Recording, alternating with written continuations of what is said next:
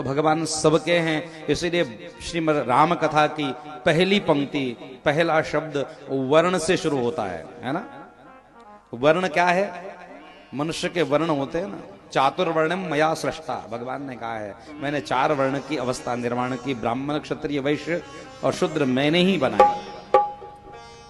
जो लोग झंझट कर रहे हैं, लोग कहते हैं संविधान ने सबको समान अधिकार दिया, मैं कहता हूं संविधान ने सबको टुकड़े टुकड़े में बांट दिया और हमारे ग्रंथों ने सबको एक बनाया। क्यों एक बनाया? क्योंकि हमारे यहाँ 4 ही प्रमुख जातियां थी, 4 होते हैं ना, ब्राह्मण क्षत्रिय वैश्य शूद्र।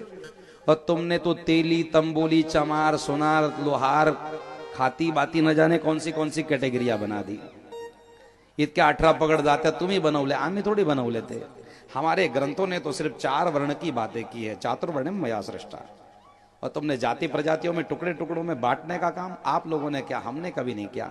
आज जिस संविधान की परिभाषा की बातें करके लोग ऊंची ऊंची बातें करते हैं, मेरा प्रश्न उन लोगों से है, कास्ट सर्टिफिकेट क्यों लगवा दिया गया? कशाला कास्ट सर्टिफिकेटची गरज भासते? लावा ना युनिफॉर्म सिव्हिल कोड एकदाचा, सब भारतीय एक बंधु बांधव है, बोल दो, झंझट खत्म करो, एक कानून लगा के खत्म करो। संविधान तभी तो मान्य की जाएगा कि एक लाइन में सब कुछ चल रहा है, इक्वल चल रहा है, धन भी इक्वल बट रहा है, विद्या भी एक समान तरीके से पढ़ाई जा रही है, स्वास्थ्य की व्यवस्थाएं भी समान रूप से दी जा रही है, नौकरियां भी समान रूप में बांटी जा रही है। तब तो माना जाएगा कि संविधान की वजह से संसार ठीक ठीक चल रहा है। जिस समय में शास्त्र के अनुसार जमाने चलते थे, उस वक्त में कोई बेरोजगार नहीं था। आज संविधान से जमाने चल रहे तो सारे बेरोजगार आकर के घूम रहे इधर से उधर। तो ये देखिए बात नहीं है, ग्रंथ जो लिख करके गए ना, वो बहुत अच्छी चीजों से लिख करके गए और अच्छी विचारधारा हमारे ग्रंथों ने दी है। हमने उसको आगे जमाने में आकर के अपनी मर्जी से उसको बिगाड़ दिया है। ये शास्त्र बहुत अच्छे हैं, अनुकूल है। तो ऐसी मंगलमय राम कथा है। काल दिनांक 25 तारखेला आंबळनेर या ठिकाणी राजीव साहा हा बंधुभावा या ठिकाणी याचं कीर्तन होतं। त्या कीर्तनामध्ये त्याने 4 वर्णव्यवस्था सांगितली, ब्राह्मण वैश्य क्षत्रिय आणि शूद्र।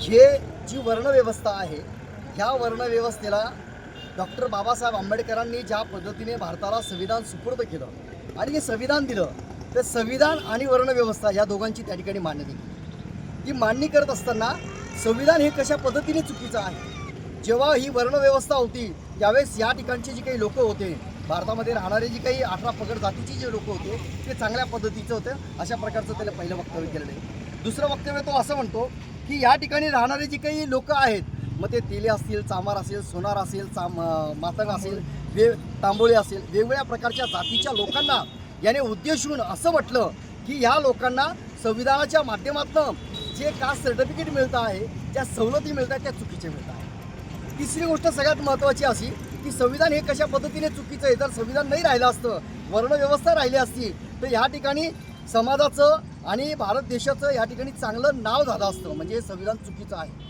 या पद्धतीचं जे काही वक्तव्य आहे, हे वक्तव्य त्यांनी त्याच्या स्वतःच्या मुखातून या ठिकाणी व्यक्त केलेलं आहे। म्हणून संविधान चुकीचं आहे। संविधानासाठी विश्वरत्न डॉक्टर बाबासाहेब आंबेडकरांनी स्वतःचे 4 मुलं या ठिकाणी वाईट टाकली, त्यांची 4 मुलं एक्सपायर झाले आणि आज या समाजावर फक्त विशिष्ट एका जातीच्या समाजावर विश्वरत्न डॉक्टर बाबासाहेब आंबेडकरांनी संविधान लिहिलं नाही। संविधानामध्ये 18 पगड जाती, SC ST NT VGNT OBC 85% जातीचे लोक या ठिकाणी लाभ घेत आहेत। मला या ठिकाणी असं म्हणायचं आहे, ज्या पद्धतीने हा व्यक्ती अशा प्रकारचं वर्णन करतो, या बोलतो, तर याच्यामुळे आमच्या या ठिकाणी भावना दुखवल्या गेलेल्या आहेत। म्हणून संविधानाबद्दल बोलल्यानंतर याच्यावर सरळ सरळ देशद्रोहाचा गुन्हा दाखल होतो। 153 A 295 A ह्या पद्धतीने त्याच्यावर गुन्हा दाखल झाला पाहिजे आणि 2023चा BNS जो काही कायदा 173 प्रमाणे याच्यावर देशद्रोह आणि अॅट्रॉसिटी ॲक्ट प्रमाणे गुन्हा दाखल झाला पाहिजे। जर हा गुन्हा दाखल झाला नाही तर आम्ही रात्रीपासून या ठिकाणी संपूर्ण भीमसैनिक या ठिकाणी 8 वाजेपासून बसलेलो आहे।